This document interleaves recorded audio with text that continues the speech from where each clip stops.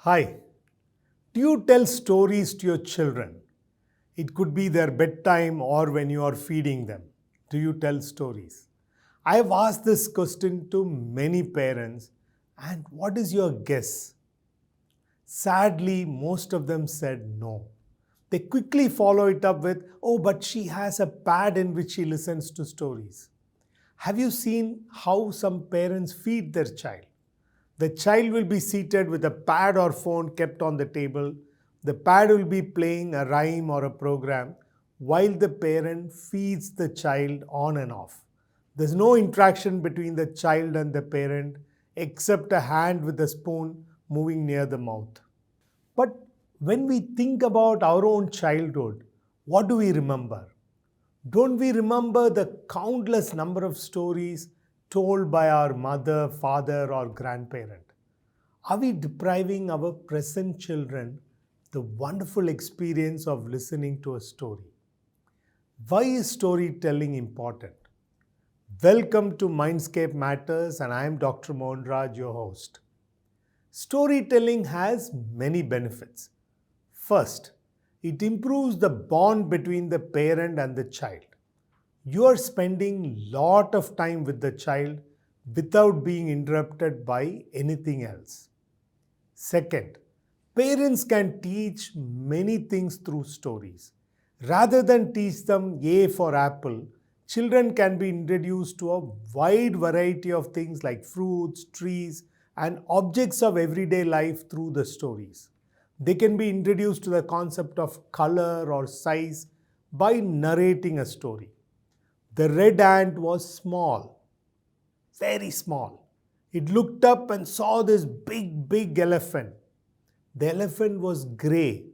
We are teaching both about size and color. Similarly, the concept of near and far, long and short, easy and difficult can also be introduced in an engaging story. Whenever a new concept comes up in the story, like a shape, you can explain about the shape. Third, nobody likes to be given a lecture about morals. It applies to our children too. You would have seen that many of our folk tales have two brothers or two sisters. One of them would be kind and passionate, the other one is selfish and indifferent. And both of them go out on an adventure and meet many people along the way. One does not help people in distress, whereas the other one helps them. Through this story, we are indirectly making the children experience both types of temperamental traits. It gives us an opportunity to talk to our children about which is a better trait to follow. Basically, we are teaching our children about good and bad without being preachy. Fourth, the above stories also cultivate empathy in children. When children get involved in the stories, they identify themselves with the characters and are able to empathize with the character's life situation. They feel fearful when the protagonist is in danger, or they feel sad when the protagonist loses something. Fifth, when we tell a story to our children, it's a two-way communication. We tell a grandmother was making vadai near a forest road. Then we ask, who was making vadai? Or what was the grandmother making? We will proceed with the story only after the child gives an answer. With a gadget, it's one way. The narration will keep going whether the child has understood or not. Sixth, listening to a story again and again improves the child's memory. Have you had this experience? When you tell a story, you inadvertently change some part of it by saying, oh, he came out and saw 3 rabbits. And the child will correct you, no, Appa, it was 4 rabbits.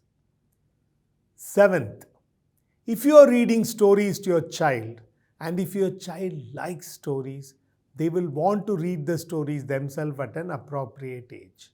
They fall in love with books.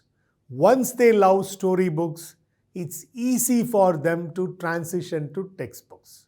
If a child is not exposed to storybook at all, and if a textbook is the first book that he or she is exposed to, they would find it difficult to adapt.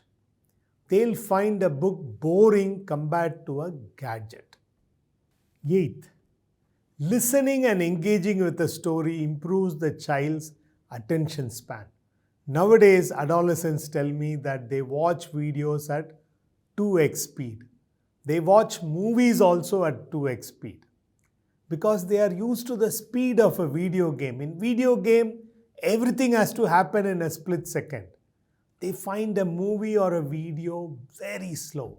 And if movie is like this, think about classroom. If they had been listening to stories from a younger age and later read storybooks, their attention span would improve. When attention span improves, they are able to concentrate in classroom as well as in their book. Ninth, children have good imagination and creativity. Listening to stories enables them to visualize the setting and the characters, and this improves their imagination. And finally, children drift into sleep peacefully while being told bedtime stories. Even without all these reasons, you can tell stories to your children as it's a wonderful shared experience for both of you. So, if you are a parent or a grandparent of a young child, what are you going to do today? Thank you for watching this far. If you like this video, please tell 2 of your friends. Stay tuned because Mindscape matters. Bye.